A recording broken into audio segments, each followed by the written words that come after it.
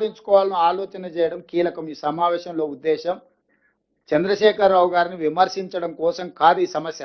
ఇక్కడ ఈ సమావేశం మన నీటి కేటాయింపులను హక్కులను ఏ విధంగా సాధించుకోవాలి, మన నీటి కేటాయింపులను హక్కులను సాధించుకోవాలంటే మనం కేంద్ర ప్రభుత్వం మీద నిరంతరం ఒత్తిడి చేయాలి, నిలదీయాలి. ఇదే మన ఎజెండా.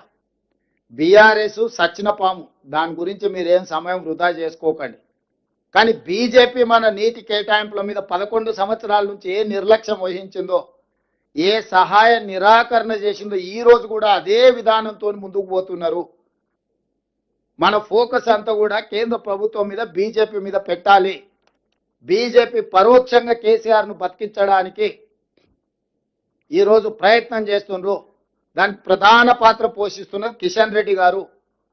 కిషన్ రెడ్డి గారు మాట్లాడే ప్రతి మాట కేటీఆర్ ఆఫీస్ నుంచి వచ్చే ప్రెస్ నోటే కిషన్ రెడ్డి గారు మాట్లాడుతుంటారు. నేను ఇది అధికారికంగా ఆరోపణ చేస్తున్న కిషన్ రెడ్డి గారి మీద. ముఖ్యమంత్రిగా నేను వారి ఇంటికి వెళ్ళి కలిసి వచ్చిన. ఉత్తమ్ కుమార్ రెడ్డి గారు కలిసినారు, కోమటిరెడ్డి గారు కలిసినారు. తెలంగాణ రాష్ట్ర సమస్యల మీద, అనుమతుల మీద ఏ ఒక్క రోజు కూడా మమ్మల్ని ఏ మంత్రి దగ్గరికి తీసుకెళ్ళలే. కలిసినప్పుడు ఇచ్చిన కాగితం తీసుకుంటాడు, మేము లేనప్పుడు పోయి మంత్రులతో మాట్లాడి వస్తాడు.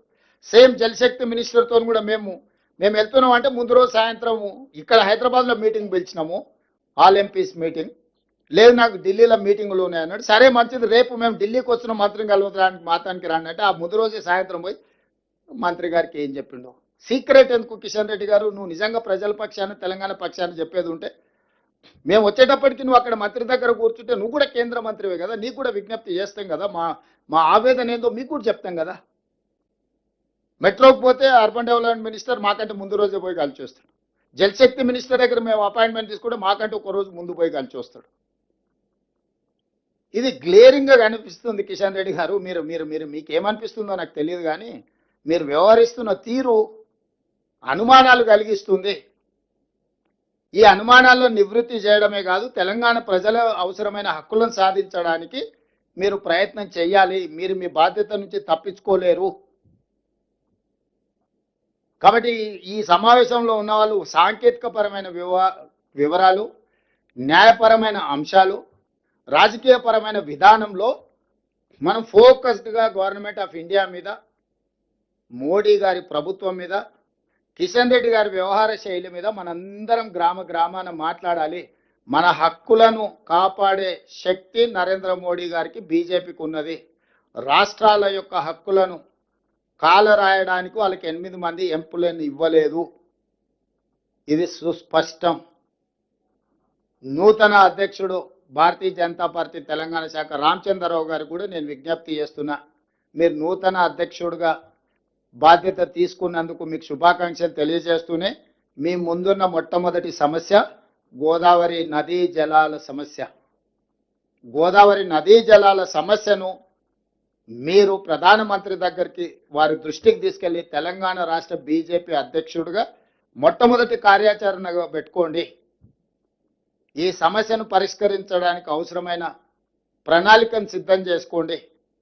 మీకు అవసరమైన సమాచారాన్ని మా సంబంధిత శాఖ మంత్రులు, అధికారులు మీకు ఇస్తారు. మీరు ఆ విధంగా ముందుకు వెళ్ళి ఈ సమస్యను పరిష్కరిస్తే బాగుంటుంది. ఈ సమస్యను పరిష్కరించేంత వరకు మనందరం సింగిల్ వాయిస్ కింద ఉండాలి. వాళ్ళు సృష్టించే సోషల్ మీడియా ఆర్ మీడియా, లేకపోతే వాళ్ళు ఇస్తున్న స్టేట్మెంట్లు, వీటన్నిటిని చూసి ఎవ్వరూ ఇక్కడ ఉన్న ప్రజాప్రతినిధులు కానీ, అధికార ప్రతినిధులు కానీ, లేకపోతే రాజకీయ పార్టీల పెద్దలు కానీ ఎవ్వరు కన్ఫ్యూజ్ అవ్వాల్సిన అవసరం లేదు. తప్పులు చేసింది వాళ్ళే, తప్పులను సమర్థించుకుంటున్నది వాళ్ళే, తప్పులను మన మీదకి రుద్దాలని చూస్తున్నది వాళ్ళే. కాబట్టి మనమంతా రైట్ సైడ్ ఉన్నాం, రైట్ ఇష్యూ మీద మాట్లాడుతున్నాం.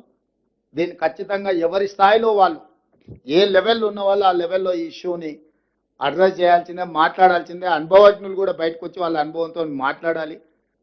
గతంలో తుమ్మల నాగేశ్వరరావు గారు, కడియం శ్రీహరి గారు తెలంగాణ ప్రాంతం నుంచి మంత్రులుగా పనిచేసిన వాళ్ళు ఉన్నారు. కోదండరామ్ గారు లాంటి వాళ్ళు, చాలామంది ప్రొఫెసర్లు తెలంగాణ ఉద్యమంలో ఉన్నారు.